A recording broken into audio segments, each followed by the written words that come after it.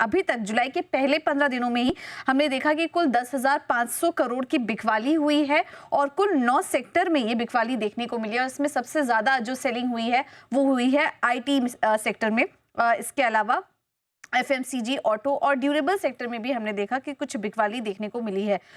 Information technology में एक interesting trend ये निकल कर आया कि जून 2025 में जब नतीजे आने वाले थे उसके पहले ही काफी अच्छी खरीदारी हुई है। इनफैक्ट 1166 करोड़ की खरीदारी एफपीआई करके गए थे, लेकिन फिर बाद में जब रिजल्ट सीजन शुरू हुआ और एक एक करके नंबर्स आए हैं तो वहां पर उसके बाद हमने देखा कि करीब करीब 5,470 करोड़ की बिकवाली एफपीआई करके गए। रीजन ये माना जा रहा है कि आईटी कंपनियों की लो ग्रोथ गाइडेंस देखने को मिली है इस बार, जिससे कि वैल्यूएशंस जस्टिफाई नहीं हुए। इसके बाद हमने देखा कि एक के बाद एक जब रिजल्ट आना शुरू हुए तो एफपीआई की सेलिंग भी यहाँ पर दिखनी शुरू हुई है।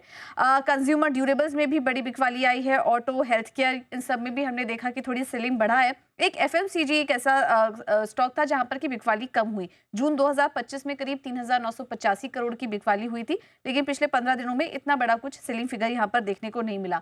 लेकिन ऐसा नहीं है कि एफपीआई सिर्फ बेचकर ही गए हैं, कुछ कुछ सेक्टर्स उनको अच्छे भी नजर आ रहे हैं।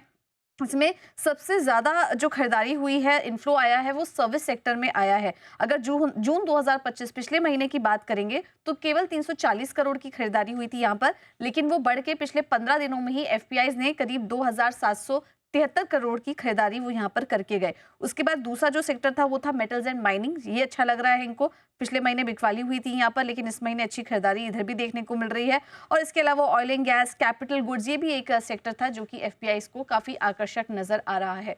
तो ऐसे में हमने देखा कि आईटी, ऑटो, कंज्यूमर ड्यूरेबल्स जहां पर कि थोड़ा रुझान कम दिखा, वहीं दूसरी तरफ हमने देखा कि services, capital goods, oil and gas, ये जो तमाम स्पेस थे ये एफपीआई को इस बार पसंद आए।